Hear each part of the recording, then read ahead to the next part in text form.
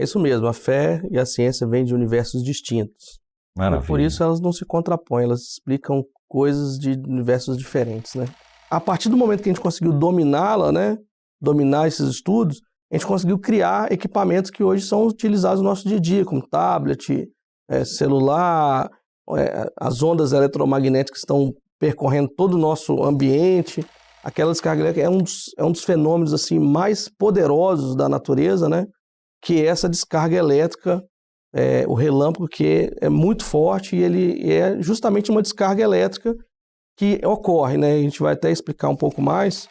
E quando a gente vai observar na palavra, a gente vê que em alguns dados momentos, os textos bíblicos eles vão explorar essa parte dos trovões, dos relâmpagos, como uma ilustração de uma presença de Deus em determinadas circunstâncias.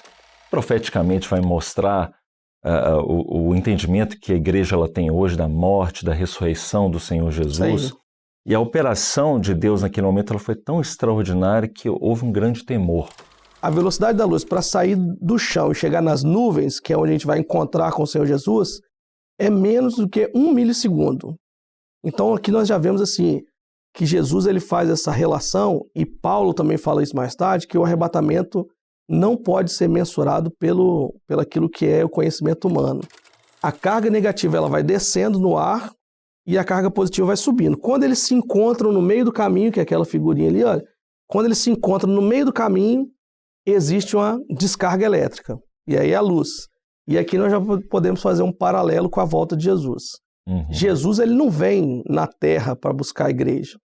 A igreja sobe e encontra com o Senhor Jesus nas nuvens. Muito bom. Aqueles que ficam com o barulho, né? Que é Sim. toda essa confusão pós-arrebatamento.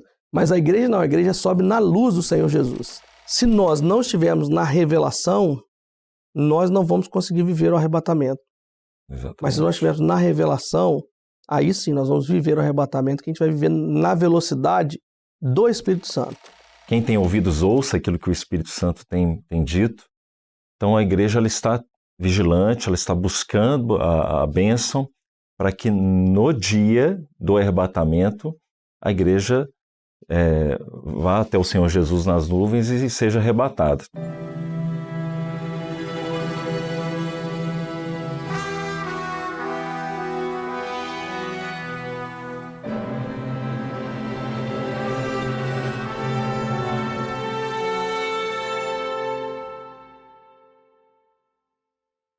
Voltando aqui ainda com relação um pouquinho da parte da ciência, professor Tiago, alguns conceitos ainda que a gente pode apresentar, porque quando a gente fala de eletricidade, a gente lembra de muitas coisas, né?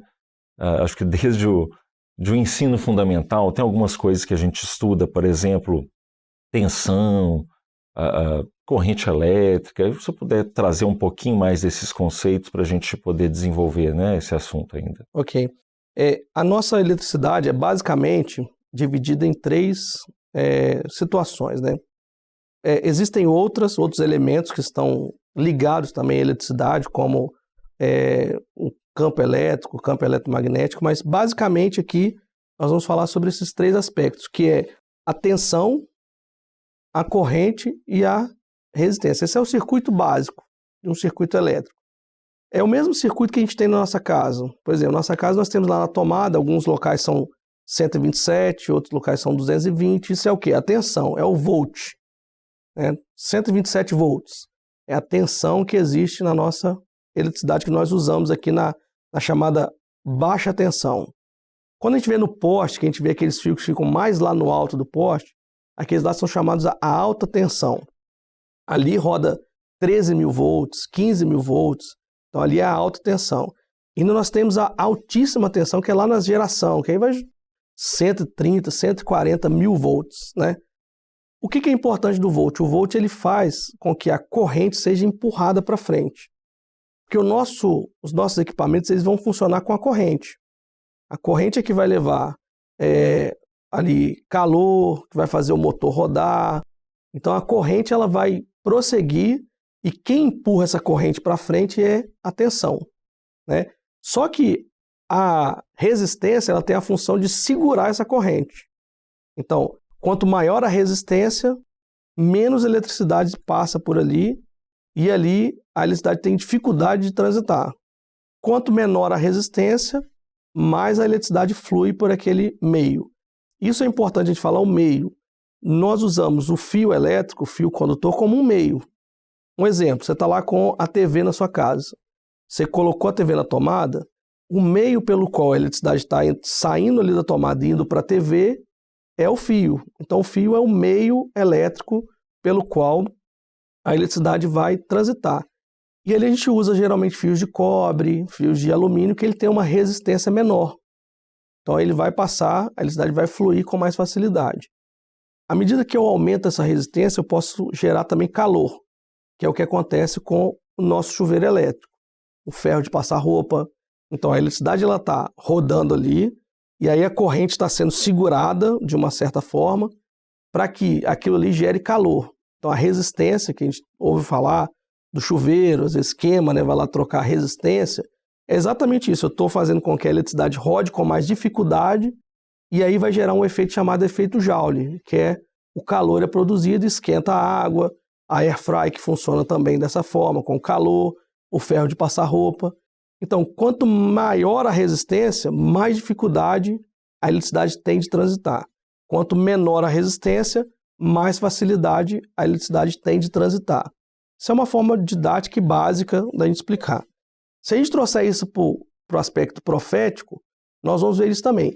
Olha, quanto mais resistência o homem exerce sobre a ação do Espírito, mais dificuldade tem do Espírito operar. Então, por isso que lá no Evangelho, né, João fala assim, olha, importa que ele cresça e que eu diminua. Então, quanto mais nós nos deixamos levar pelo Espírito, quanto menor a nossa resistência humana ao Espírito Santo, quanto mais eu permito que o Espírito Santo ele haja na minha vida, mais o Espírito Santo vai agir, mais o Espírito Santo vai ser derramado. Então, essa resistência humana ela não pode existir nem pelo olhar da razão, pelo aquilo que eu penso, aquilo que eu acho, muito pelo contrário. Nós temos que nos esvaziar de nós mesmos e nos enchermos do Espírito Santo. E aí o meio pelo qual isso transita é a fé, porque a palavra fala, né? Olha, a salvação vem pela graça por meio da fé. Então, se eu cortar o meio que é a fé, se eu abandonar a fé, eu também perco a graça. Por isso que lá em Gálatas, olha, vocês estão tentando se justificar pela lei, mas a justificação é pela fé. Justificando pela lei da graça, você está caindo. Então, a fé é o meio pelo qual a graça ela é derramada na nossa vida. E como é que vem a fé? A fé vem pelo ouvir e ouvir a palavra de Deus que volta naquilo que é a luz da revelação. Então, à medida que eu dou ouvido à luz da revelação, à doutrina, a fé ela é fortificada na minha vida. Então, repare, os irmãos, quanto mais eu aumento o fio elétrico, mais eu posso transitar energia. Quanto mais a fé é robustecida na minha vida, mais o Espírito Santo vai agir. Então, somos mais e mais cheios do Espírito. Muito bom. Por isso a importância da escola bíblica dominical, por isso a importância da doutrina na nossa vida, porque ela vai fazer com que a nossa fé seja robustecida. Isso é maravilhoso para nós. Maravilha, né? Isso é muito importante mesmo. E essa didática, né, que o Espírito Santo ele tem para poder nos ensinar a respeito de tudo isso, né, que nós temos usufruído. Professor Tiago, olha só, a gente até aqui, nós falamos muitas coisas a respeito dessa parte, digamos, física da eletricidade, né? Mas vamos tentar agora trazer um outro aspecto da eletricidade. A gente vai observar na natureza até as formas de vida, elas dependem dessa eletricidade de uma forma bem específica. A gente tem, por exemplo, nas formas de vida, as células, elas interagem, por exemplo, as células nervosas com as células musculares, diante daquilo que a gente vai chamar de uma diferenciação do potencial de ação. E isso é muito importante para que haja a questão da contração muscular e tudo mais. Então, escapando um pouquinho dessa parte física pura, eu gostaria de convidar para participar conosco um outro membro do grupo Ciência e Fé, que é o Dr. Evaldo Luiz França. ele é médico, é graduado pela Universidade Estadual de Montes Claros, a Unimontes. Ele é mestre em ensino em saúde pela Universidade Federal dos Vales do Jequitinhonha, em Mucuri, e é médico perito do Instituto Federal do Norte de Minas Gerais. Também é pós-graduado em Medicina do Trabalho pelo Sembrap e é especialista em ginecologia e obstetrícia pela Federação Brasileira de Ginecologia e Obstetrícia, a FEBRASGO. E então eu gostaria de fazer a seguinte pergunta ao Dr. Evaldo. Como que a eletricidade ela é usada pelo corpo humano, Dr. Evaldo? A paz do Senhor, ungido William, a paz do Senhor, pastor Tiago, aos demais componentes da mesa que aí estão, e a paz do Senhor também a você que nos assiste aqui. E é com grande alegria que nós estamos aqui participando com os irmãos nesse tema que é muito importante para todos nós, que é a eletricidade no corpo humano. E respondendo à pergunta que foi proposta, nós podemos dizer que a eletricidade ela é fundamental, ou seja, de extrema importância para o funcionamento do corpo humano, porque ela vai atuar na sinalização nervosa, bem como na contração dos nossos músculos, ou seja, na contração muscular. E além disso, a condução elétrica, os estímulos elétricos, eles atuam no ritmo cardíaco. Então vejam só que coisa extraordinária. E além disso, os nervos, eles transmitem sinais elétricos através dos chamados potenciais de ação, que vão permitir uma comunicação entre cada neurônio e a coordenação de forma sincronizada das respostas musculares. Além disso, um outro mecanismo vital é o coração, né? Que também, da mesma forma, ela é regulada por sinais elétricos do nodo sinoatrial, proporcionando, né, o ritmo dos batimentos ou a sua regularidade. Então, o nodo sinoatrial ele dispara impulsos elétricos que vão agir diretamente na frequência e na regularidade desses batimentos cardíacos. E também as membranas celulares, elas têm a sua função regulada ou mediada pela diferença de potencial elétrico entre elas. E é justamente essa diferença desse potencial elétrico que vai permitir que haja a percepção dos estímulos elétricos, por exemplo, como luz e som, não é? E além, é claro, da atividade cerebral, que é essencial para o processamento e toda a integração das informações mentais. O cérebro todo, ele é mediado pelos impulsos elétricos. Para os irmãos terem uma ideia aqui da importância dos estímulos elétricos no corpo humano, nós vamos citar aqui, por exemplo, o mecanismo da visão, que é um mecanismo complexo, né? E nós vamos entender aqui, por exemplo, como que se processa a visão humana. Então, os nossos olhos, eles veem, eles enxergam através de um mecanismo complexo que envolve a conversão de luz, vejam só, a conversão de luz em sinais elétricos. Ou seja, quando a luz penetra no nosso olho, através da retina, ela é focalizada ali na retina, onde milhões de células, chamadas cones e bastonetes, que são células fotossensíveis, então elas vão converter a luz em estímulos elétricos. E estes sinais, agora transformados em impulsos elétricos, eles vão ser transmitidos ao cérebro através do nosso nervo óptico. Agora, para esse mecanismo acontecer, a eletricidade tem de estar presente, pois os sinais elétricos gerados pelas células da retina, os cones e bastonetes, eles vão ser enviados para o cérebro, onde assim eles serão interpretados como imagens. Os irmãos perceberam? Então, esse estímulo elétrico dos cones e bastonetes, eles são enviados para o cérebro e lá eles vão ser decodificados e nós vamos ter a percepção daquilo que nós estamos vendo.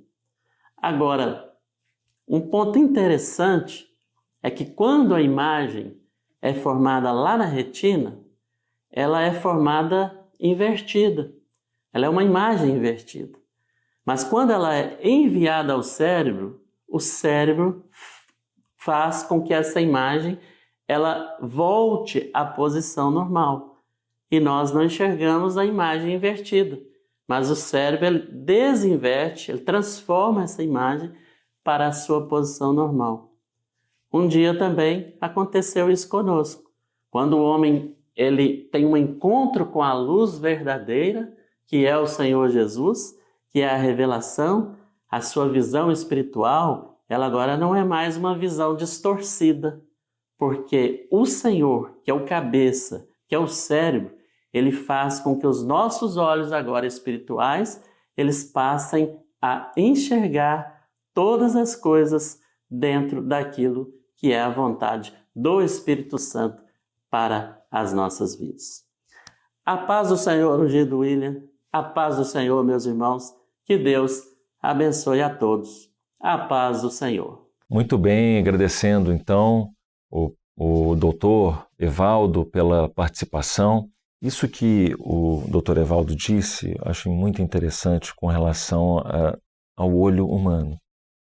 A gente vai observar, o olho humano tem as estruturas, cada uma delas com uma função específica. A gente vê lá o cristalino, que dá foco, a pupila, que vai regular a intensidade de luz que entra. Então, uma série de estruturas que vão ali mutuamente corroborar para que a visão ela seja formada na retina e isso, por meio desses impulsos elétricos, sejam ali transmitidos para o cérebro corrige essa imagem, inverte ela, para que a gente consiga ver perfeitamente. Mas o que chama a atenção disso é o seguinte, é que apesar de tudo isso ser extremamente complexo, é maravilhoso a gente perceber a fisiologia do olho humano, mas sem a luz nada funciona. Então, Não é possível. Nós só observamos a imagem porque tem a presença da luz. A luz é fundamental, né? Então, a gente faz uma associação que é o seguinte, por mais que o homem ele detenha o conhecimento, ele detenha a cultura, a sua razão, aquilo que ele pensa não vai ser o suficiente para que ele entenda os desígnios de Deus, os propósitos de Deus que a gente só compreende pela revelação. E aí tem um texto que corrobora com isso, está em Efésios, no capítulo 1, 17 e 18, vai falar o seguinte, para que o Deus, nosso Senhor Jesus Cristo, Pai da glória, vos dê em seu conhecimento o espírito de sabedoria e de revelação, tendo iluminados os olhos do vosso entendimento, para que saibais qual seja a esperança da sua vocação e quais as riquezas da glória da sua herança nos santos. Então, pela revelação, o Senhor ele tem nos feito enxergar e entender esses mistérios da sua obra redentora.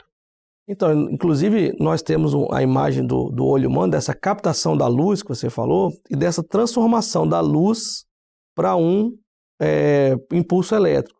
Aqui está a imagem do olho, né, que o pastor Evaldo explicou. Nós temos aqui, por exemplo, os cones ali, azul, vermelho e verde. Então, esse é um sistema que nós denominamos como RGB, né? Que é o red, o blue e o green. O nosso olho humano, ele pega essa luz, essa cor que chega, né? Ele vai lá, aquele cone ali específico do azul vai registrar o azul, o do vermelho, o vermelho, o do verde. Ele faz essa combinação dessas cores para gerar todas as outras cores. Por exemplo, a luz amarela está entrando. Aí vai um pouquinho do vermelho, um pouquinho do verde, tá vendo? Ó? para combinar essa luz e criar o amarelo na nossa mente. Que coisa, né? Então, esse sistema que é criado por Deus, que é maravilhoso, que é perfeito, nós replicamos ele nas televisões, no celular. É uma tela RGB, que é onde a gente junta essas 3 cores e a partir dessas 3 cores a gente consegue formar todas as outras. A gente não pode confundir essas 3 cores com aquelas 3 cores primárias, que aí no caso é o vermelho, o azul e o amarelo. No computador é difícil você fazer o LED amarelo, então por isso a gente usa o verde, que do verde a gente consegue pular pro amarelo com a junção do vermelho. Ó, repara que está chegando uma imagem verde no olho. Aí o cone verde ele vai responder, ó. O azul e o vermelho ele fica sem responder nada, porque ele não conseguiu captar essa cor. Entendeu? Certo. E aí o bastone, que é aquele branquinho ali, capta a luz, né? A quantidade de luz. Por isso é difícil às vezes a gente distinguir cor quando está no crepúsculo, que a luminosidade é pequena. Então a gente tem uma dificuldade. Quem, por exemplo, sofre de daltonismo, geralmente é um desses 3 cones que não funciona direito. Geralmente o mais conhecido é o verde e o vermelho, que ele tem dificuldade de enxergar cores entre o verde e o vermelho. Então, assim como a luz é importante entrar no olho para nós enxergarmos, essa transformação, essa transição de sinal, que a medicina chama de transdução e a engenharia chama de comutação, essa diferença, essa mudança de sinal, ela é importante para criar as memórias que a gente tem. A gente viu um objeto, fica lá gravado, né?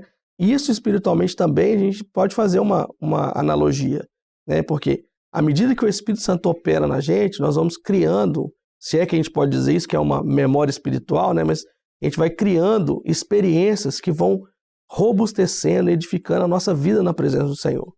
Então a gente não pode viver da experiência do outro. Se você chegar para mim e falar assim, olha, eu vi um carro assim, assim, assim, você vai fazer uma descrição, eu vou conseguir imaginar como é que é aquele carro, mas eu não vou ter a real descrição daquele carro porque eu não vi. Então se você também chegar para mim e contar uma experiência, o Senhor me deu uma experiência assim, edifica a gente dá glória a Deus, mas eu preciso ter a minha experiência com Deus. Sem dúvida. Para que eu possa ter essa memória, entre aspas, né, memória espiritual, que é essa experiência profunda com um Deus que está vivo no nosso meio. Maravilha. A gente observa, você falou dessa questão das experiências, e a gente observa algumas vezes, até idosos, pessoas que sofrem com Alzheimer, esquecem às vezes os parentes, esquecem coisas muito recentes, objetos que muitas vezes ele gostava muito ao longo da vida, mas a gente observa muitos relatos que essas pessoas, elas não se esquecem da sua experiência com o Senhor Jesus. Então, pessoas que são servos de Deus e que tiveram experiências, esquece do filho, esquece do marido, mas não esquece do Senhor Jesus. Então, essas experiências que, de alguma maneira, elas são agregadas na vida da pessoa, elas marcam. E é aquilo que a gente tem discutido, né, nos nossos últimos episódios, em seminários. Não passa pelos órgãos dos sentidos, porque é uma experiência que marca a nossa alma. Isso aí. Então a memória, ela fica registrada, a pessoa ela não vai esquecer. A sua experiência de salvação, aquilo que o Senhor ele fez na vida dela. Então fica marcado e isso de alguma maneira vai tornar a memória da pessoa, né? E isso é muito interessante. A gente vê como que o Senhor ele age, né, na vida do homem. E falando ainda um pouquinho a respeito dessa parte da eletricidade, isso tudo que a gente está discutindo, isso faz parte daquele contexto do primeiro dia da criação, professor Tiago? Você vê que a gente viu a eletricidade no ambiente macro, né, o relâmpago e tal, e vimos uma bioeletricidade que também está presente no nosso corpo, né, que é necessário, é essencial para a vida. E toda essa luz, toda essa eletricidade, ela foi concebida pelo Senhor no primeiro dia. Lá no primeiro dia, Deus fez, e haja luz e houve luz. Quando Deus fala assim, haja luz, ali é toda a forma de energia. E tem até um slide que a gente vai exemplificar aqui. Todos esses comprimentos de onda da luz, da energia, ele está descrito, assim, a gente estudou e aprendeu ao longo do tempo, mas está presente lá na criação no primeiro dia. Então a gente tem os rádios, micro-ondas, o infravermelho que a gente usa às vezes no controle remoto.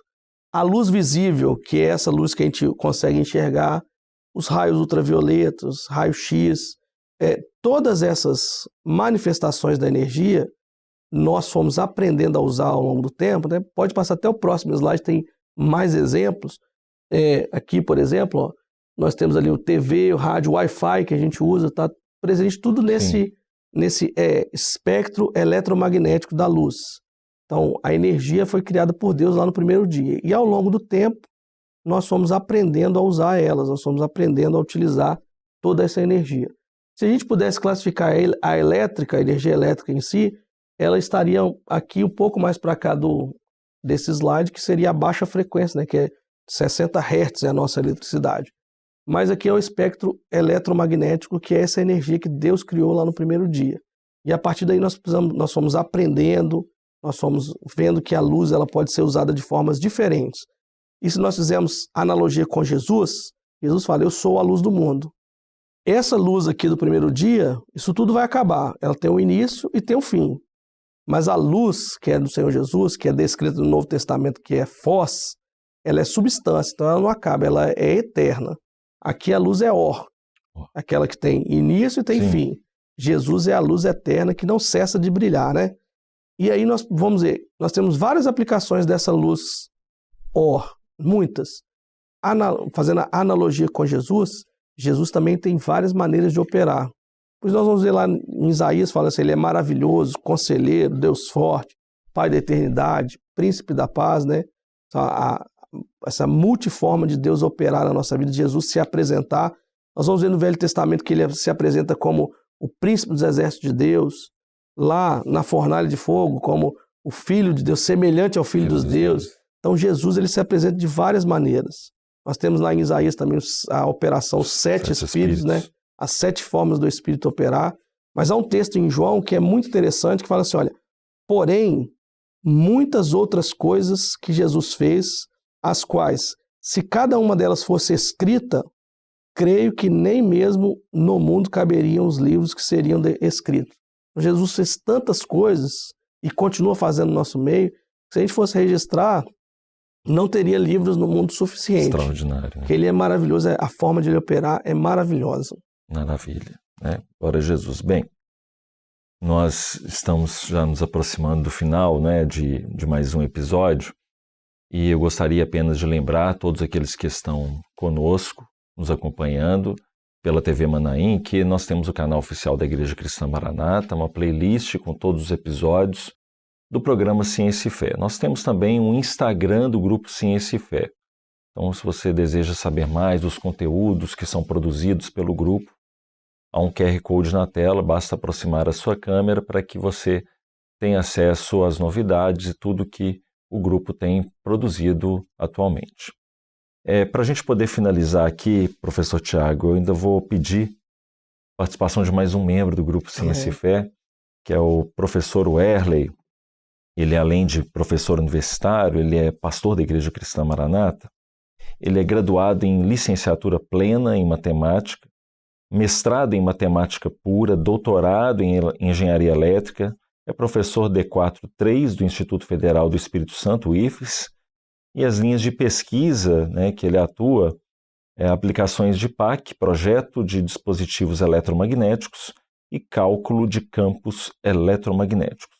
Vou pedir para que o professor Werley ele faça as suas considerações finais daquilo que a gente discutiu aqui a respeito desse assunto. Meus irmãos, a paz do Senhor Willer, Tiago, Alex. Eu queria falar um pouco da questão da eletricidade ligada ao funcionamento do coração. O coração que é um órgão importante, é o primeiro órgão a ser desenvolvido na fase embrionária. Ele começa a trabalhar, a ter 3 semanas. Logo depois de 3 semanas ele começa a funcionar. Funciona a vida toda. Existe aproximações que dizem que o coração, ele, ao longo de uma vida, ele bate por 3 bilhões de vezes. Então ele trabalha muito para preservar a vida do corpo ali. E fazendo aquele papel que a gente sabe, a questão de nutrir as células, mandar o oxigênio para as partes do corpo, tudo isso ele funcionando e a importância que ele trabalhe mesmo.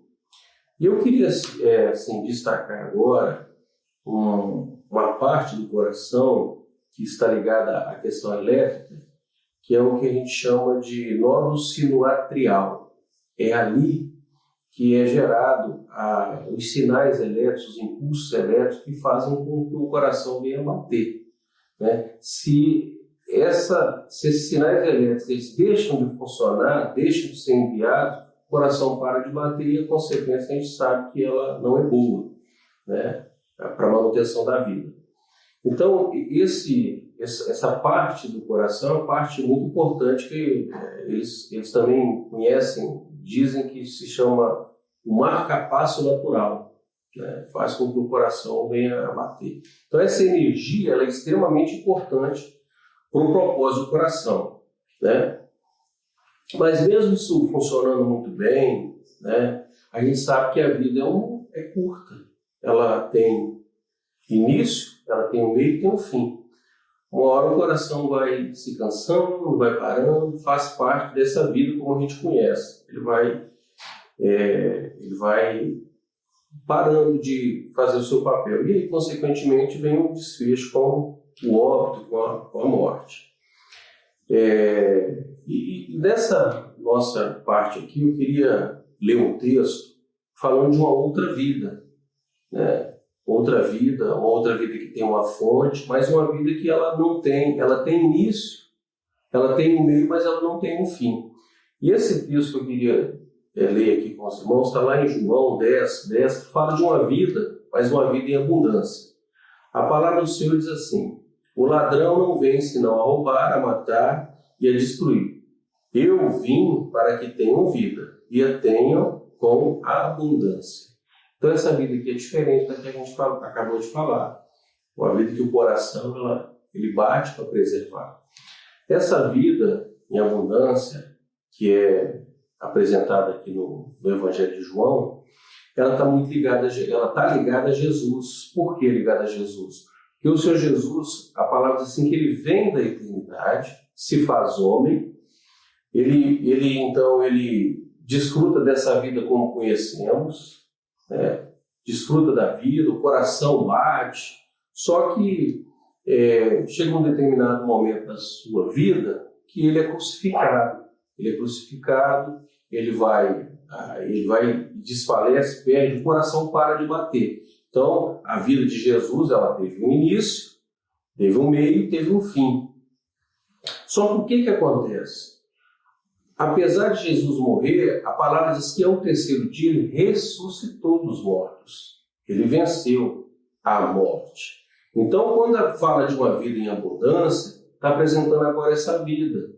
Essa vida que não é igual a outra, que depende dos impulsos elétricos, depende de um coração batendo, de uma contração, de uma retração, não. Essa vida é uma vida que ela vem da eternidade, é uma vida que a origem dela está em Jesus, e essa vida que nós apresentamos aqui nesse nosso momento aqui, nessa palavra, e essa vida que é apresentada nos nossos cultos, em todo mundo. Essa que é a vida que o Senhor tem para o homem. A vida como conto ligeiro, está lá no Salmo, ela passa por uma perda, passa por uma questão genética, uma má formação, mas a vida que a palavra está apresentada aqui em João, essa não, é uma vida em abundância. Então nós queremos destacar essa vida, porque essa vida está em Jesus, e tem um detalhe interessante, irmãos, é o sangue que foi vertido da cruz do Calvário. Esse sangue, ele aponta exatamente para o Espírito Santo. Então Jesus, a fonte da vida, aquele que venceu a morte, e o Espírito Santo agora tem um papel importante de preservar essa vida. Essa vida que o Senhor está apresentando não está ligada à obra criadora, aos impulsos elétricos, ela está ligada agora a algo que vem da eternidade. O Espírito Santo que conforta, que alegra. E a igreja do Senhor, a igreja dessa última hora, ela não abre mão do Espírito Santo, porque ela sabe que é o Espírito Santo que está preparando que está dando a ela toda a condição, preservando a alegria, preservando essa vida até o momento do arrebatamento. Então, eu queria fechar aqui destacando que, apesar de uma vida que passa, um coração que para de bater, uma vida que tem início, meio e fim, nós estamos apresentando uma vida que tem início. E o início dela está em Jesus. O início dela está no momento que o homem aceita Jesus como Salvador. Depois ela vem um processo onde o Espírito Santo conduz, e o desfecho dela é o arrebatamento. Quando nós vamos sair desse mundo, de uma obra criadora, nós vamos agora para uma obra redentora, para uma vida eterna ao lado do Senhor. Amém? A paz do Senhor a todos. Muito bem, agradecemos também o professor Werley pela contribuição. Exatamente, né? Jesus, ele veio para que nós tivéssemos vida em abundância. Ele trouxe um aspecto maravilhoso, que é o aspecto dos batimentos cardíacos. Então, nós observamos claramente esse operar do Espírito Santo que nos dá vida, que nos purifica, que realiza tantas coisas no corpo, né, a Igreja do Senhor Jesus. Professor Tiago, então chegamos ao final de mais um episódio e até a próxima. Paz do Senhor Jesus. Amém. Paz do Senhor a todos os irmãos. Maravilha. Desejar a todos que nos acompanham que acessem os nossos conteúdos, e no canal oficial da Igreja Cristã Maranata no YouTube nós temos cultos diários, cultos inéditos, para que você possa também compartilhar com seus amigos e familiares. Até o nosso próximo episódio do programa Ciência e Fé. A todos, a paz do Senhor Jesus.